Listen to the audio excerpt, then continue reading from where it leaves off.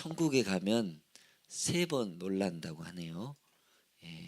올 사람이 안 와서 놀라고, 또 안 올 것 같은 사람이 와 있는 걸 보고 놀라고, 마지막으로 본인 자신이 와서 놀란다라는 그런 얘기가 있는데, 자격이 있고 없고는 주인 되신 하나님께서 그렇게 판결하시겠지요.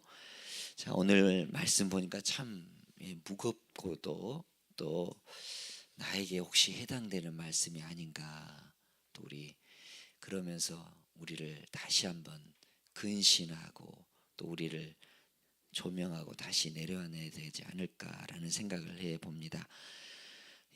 오늘 5번째 이제 강론인데, 우리 예수님의 마지막 이 설교에 해당합니다. 1절에 이에 예수께서 무리와 제자들에게 말씀하여 이르시되, 우리 예수님은 3가지 가르치고 이 말씀 사역, 또 전파하고 이 전도와 선교의 사역, 그리고 치유 회복시키는 이 병자 고치는 이 사역 3가지를 하셨는데, 이제 말씀을 주십니다. 자, 그런데 서기관들과 바리새인들이 모세의 자리에 앉았다, 이렇게 이야기를 하고 있는데, 이 말은 실제 해당해서 가르칠 때 이 앉은 자리가 이 모세의 자리, 모세의 권위, 이걸 얘기합니다. 율법의 준수자, 선생, 해석가의 위치에 있다. 이 말은 좋은 말처럼 들리지만 바리새인들, 서기관들에게 이 냉소적인 표현이지요.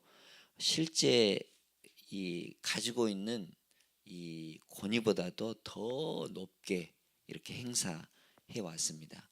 여러분들 박근혜 시절 정부 때 그 문고리 3인방 아시죠? 국정농단하고, 그러니까 자기들이 해야 할 일은 안 하고 그냥 이 권력 맛을 보니까, 이 권력 권위 이 맛을 보니까 더 높게 이렇게 가지고 나라를 큰 혼란에 빠뜨린 것을 볼 수가 있습니다. 바리새인들은 백성들에게 감당할 수 없는 짐을 지어줬다라고 하면서 어떻습니까? 무거운 짐을 묶어서 사람의 어깨에 지우되 자기는 손가락 하나 움직이지 않는다.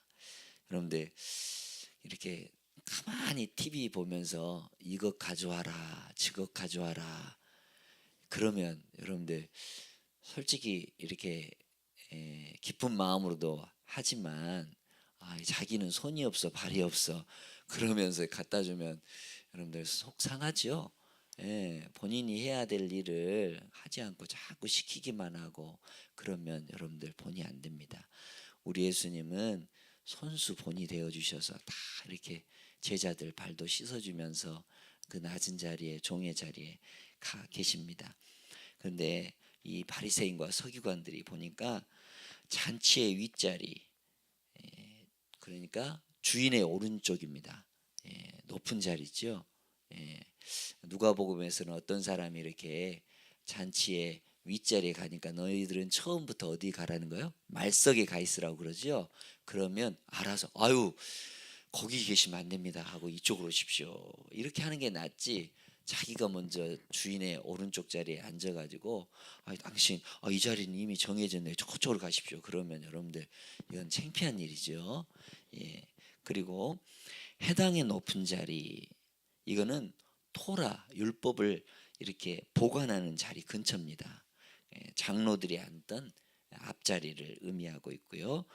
시장에서 문안받는 것, 이거는 매우 영예스러운 그런 자리입니다. 그럼 정치인들이 제일 먼저 선거할 때 어디 갑니까? 시장에 가가지고 뭐 하죠? 굽신굽신하죠. 한 표 달라고 막 굽신굽신합니다. 그리고 실제 이제 당선되면 또 시장 잘 돌아옵니까? 안 돌아옵니까? 안 돌아보죠. 이렇게 해서는 안 되죠. 초심을 가지고 끝까지 뭐 서민을 대표하겠다, 민생을 책임지겠다, 그러고 절대 이렇게 말만 그렇게 하고 그러지 않으면 여러분들 되지 않죠. 그리고 랍비라 칭함 받는 것, 이건 뭐냐? 지도하는 율법을 율법을 지도하는 그 선생님을 얘기합니다. 명망 있는 위치에 이렇게 그 자리죠. 자, 그런데 이런 것들을 좋아했다. 그러나 우리 예수님은 랍비라 칭함을 받지 말아라. 선생님은 딱 한 분이다. 우리 하나님 한 분. 그렇죠. 그리고 우리는 다 형제다. 이렇게 얘기를 합니다. 예. 84년도에 1974년도에 우리나라 그 여의도에, 지금은 이제 그렇게 여의도가 넓지 않지 않습니까? 예전에 여의도 한번 가보신 분들 있잖아요. 여의도 엄청 넓잖아요. 저도 대학교 한 20년 시절에 한번 가보니까 거기서 뭐 롤라도 타고 자전거도 타고 엄청 넓잖아요. 지금은 많이 그런 것들이 없는데 그 넓은 장소에 74년도에 엑스폴로를 했죠. 100만 명이 모였습니다. 그죠? 지금은 그렇게 선교 집회, 전도 집회 하라고 하면 100만 명 모일까? 예, 그래요. 아주 이렇게 많은 사람들이 운집을 했죠. 거기에 미국에서 그 전도자 빌리 그레함, 예, 그리고 그 옆에는 우리 김장한 목사님이 이렇게 통역을 했던 거를 우리가 알 수 있잖아요. 근데 이 빌리 그레함 이 목사님을 그레함 박사님 이렇게 마스터 이렇게 청했습니다. 이야기를 합니다. 그러면 그 목사님이 자기는 박사가 아닙니다. 저는 그냥 빌리일 뿐입니다. 이렇게 낮췄죠. 많은 사람들은 높이고 선생님 되고 또 지도자라고 칭함받는 거 좋아하죠. 여러분들, 그러나 우리는 스스로 낮추고 겸손해야 될 줄로 믿습니다. 우리 11절 12절 우리 말씀 읽었는데 이게 중요한 포인트 말씀입니다. 우리 같이 다시 한번 읽어보죠. 너희 중에 큰 자는 너희를 섬기는 자가 되어야 하리라.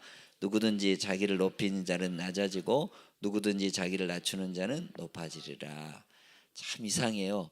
우리 유치원부터 아이들이 서열을 막 이렇게 잡습니다. 그죠? 초등학교, 중학교 가면 더 합니다. 예, 막 때로는 막 싸움도 하고요. 그래가지고 이렇게 높은 자리, 뭐 그렇게 국회의원은 더 그렇고요. 우리가 살다 보면 다 높은 지 또 이렇게 섬김을 받는 자리에 가려고 합니다. 그러나 우리 예수님은 낮춰라, 또 섬겨라. 그러면 우리 야고보서에서 겸손히 낮추는 자는 하나님께서 높여 주리라 말씀하고 있습니다.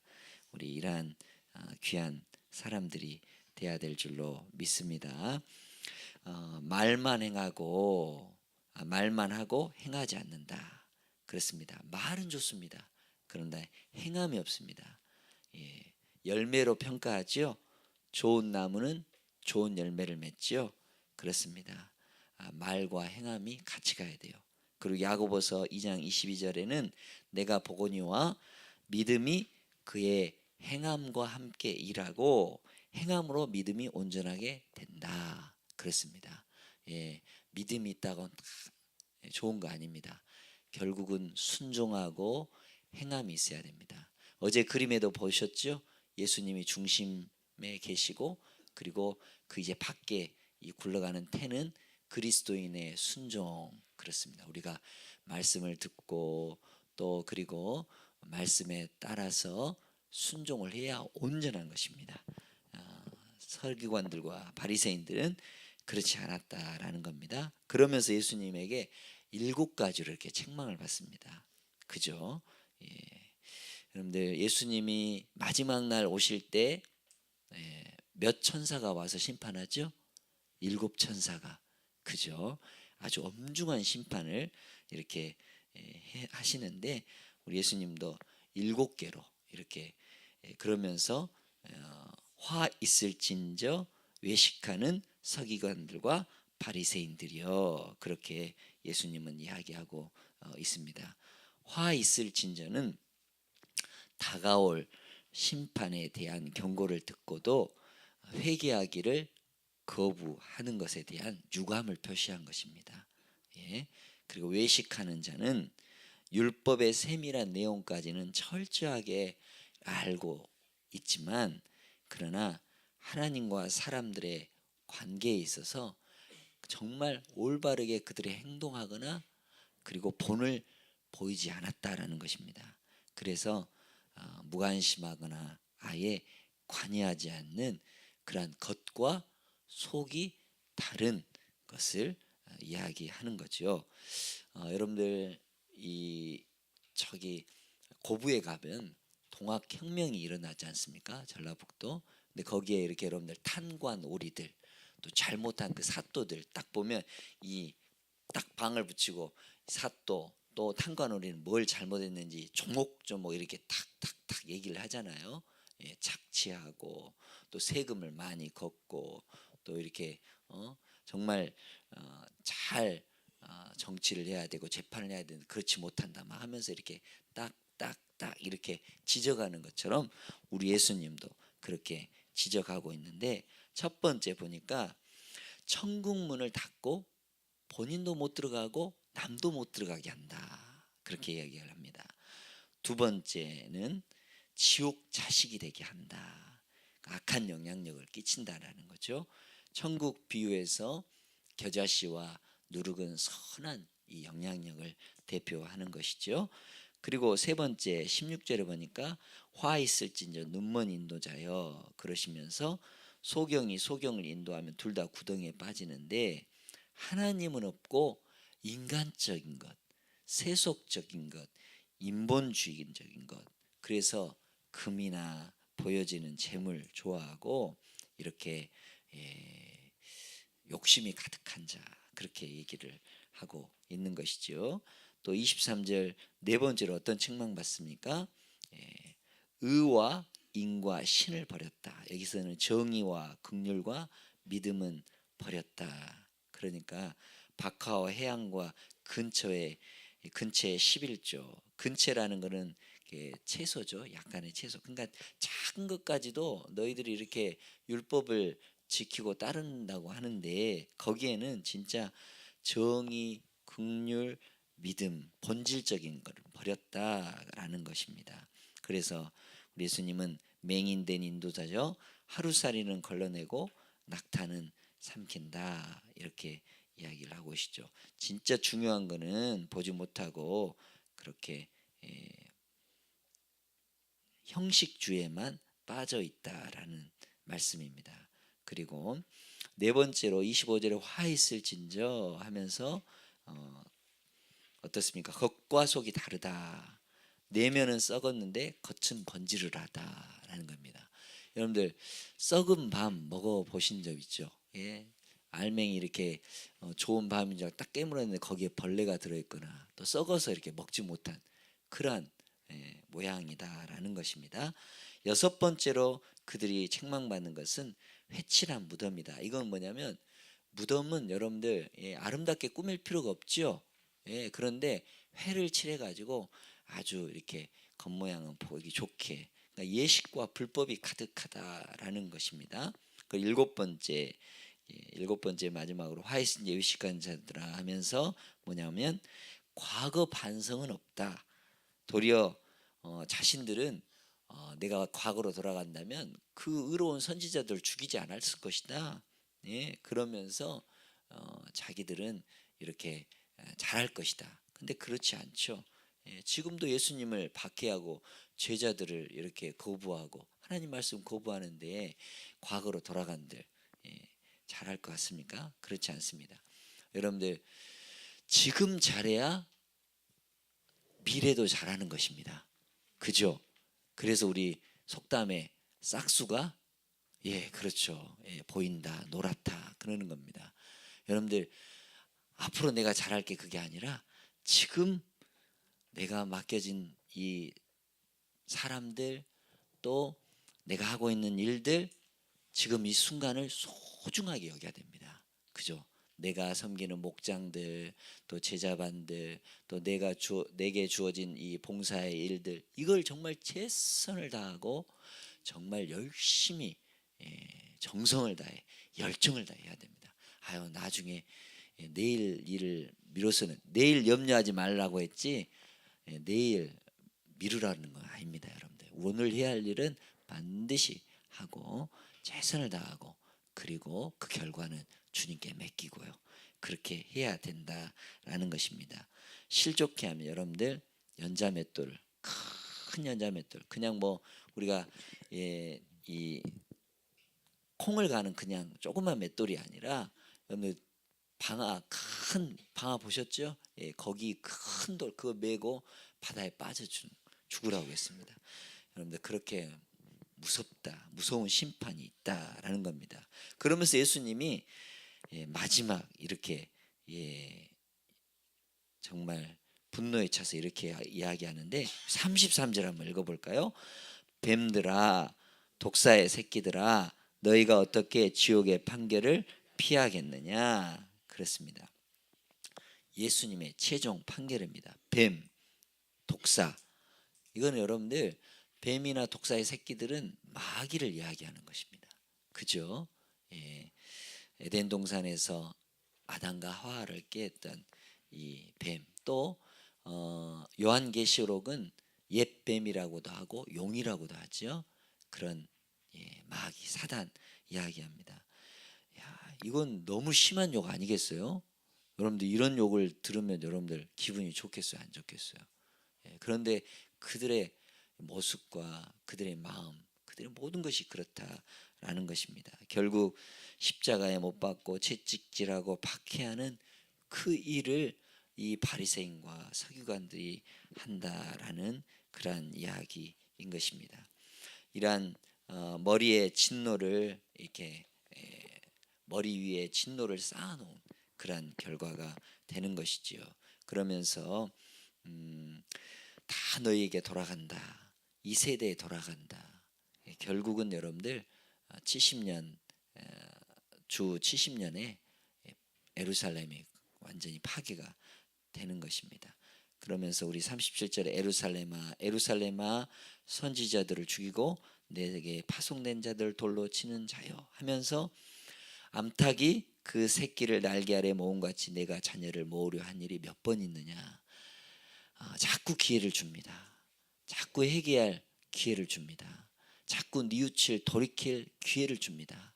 그런데 거부한다면 주님도 어쩔 수 없는 것이죠. 여러분들 무감각한 시대, 여러분들 살이 썩어서 이렇게 여러분들 무감각한다는 거 아시죠? 뭘 찔러도 아무런 반응이 없는 거, 무디다는 거, 이건 무서운 것입니다. 여러분들 우리가 정말 주님 앞에 마음을 바르게 하고 또 속을 깨끗이 하고 속 사람을 강건케 하고 경건케 하고 주님 앞에 우리의 모든 것을 내려놓고 우리의 죄를 금방 회개하고 여러분들 자꾸 거짓을 일삼고 죄를 하면 여러분들 우리 마음이 무감각해지죠. 여러분들 그때까지 가서는 안 돼요. 빨리 뉘우치고 회개하고 주님 앞에 돌아오는 것이 살 길인 줄로 믿습니다. 주님 우리를 받아주십니다. 있는 모습 그대로 여러분들 받아주십니다. 걱정하지 않으셔도 돼요. 주님 앞에 오면 주님이 우리를 모든 걸 다 받아주시고 뉘우치면 회개하고 용서해 주신다는 사실을 우리는 기억해야 될 줄로 믿습니다.